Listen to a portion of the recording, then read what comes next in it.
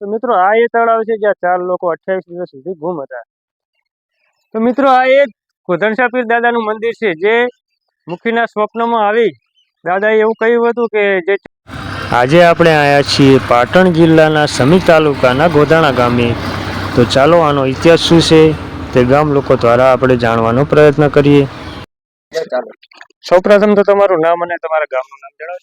મારું નામ છે નાડોદા નિલેશ કુમાર સોમાભાઈ. હું ગોધણા ગામનો રહેવાસી છું. તો આ ગામમાં રક્ષાબંધન ઉજવવામાં નથી આવતી, એનું કારણ?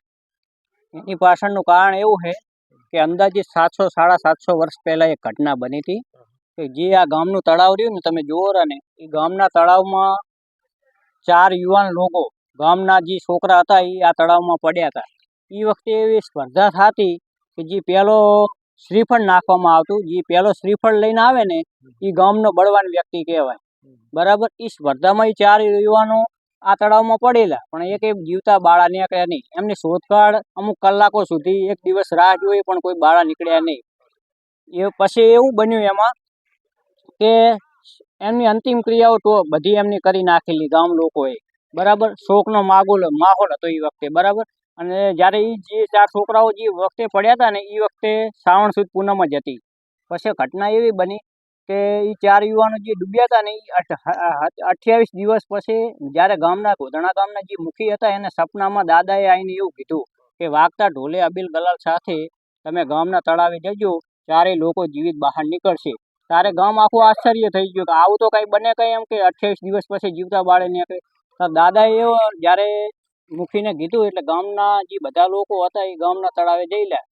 પછી બન્યું એવું કે જીવતા બાળા નીકળ્યા. ત્યારથી અમારા ગામમાં શ્રાવણ સુદ પૂનમ નહીં પણ ભાદરવા સુદ 13ની અમે રક્ષાબંધન મનાવીએ છીએ અને ગામમાં બહુ મોટો મેળો ભરાય છે. અને આ પરંપરા અમે 700-750 વર્ષથી અમે ચાલી રાખી.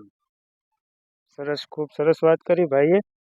અહીંયા 28 દિવસ સુધી જે સ્પર્ધા યોજાણી હતી એમાં 28 દિવસ સુધી જે 4 માણસો ગયા હતા તે મળ્યા નતા, અને 28 દિવસ પછી તમારે રક્ષાબંધનની ઉજવણી કરવામાં અમે રક્ષાબંધન મનાવીએ છીએ અને ઈ દિવસે અમારી બહેનો અમને રાખડી બાંધવા આવે અને અમારા ગામની વહુઓ પણ ઈ દિવસે ભાઈઓને રાખડી બાંધવા જાય.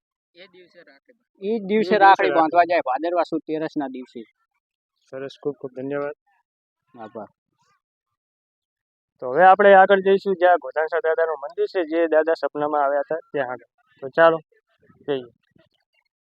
તો મિત્રો આ એક ગોધણસા પીર દાદાનું મંદિર છે જે મુખીના સ્વપ્નમાં આવી દાદાએ એવું કહ્યું હતું કે જે 4 લોકો તમારે 28 દિવસ સુધી તમે શોધખોળ કરો છો, તો આજે 27મો દિવસ છે ને કાલે 28મા દિવસે તમે ત્યાં જશો, અબીલ ગુલાલ અને ઢોલ નગારા લઈને જાજો અને ત્યાં તમારે તે 4 લોકો જીવિત મળશે. તો જેમ દાદાએ કીધું એમ ગામના લોકો ત્યાં આગળ ગયા અને 4 લોકો જેમ હતા એમને એમ પાછા આવી ગયા.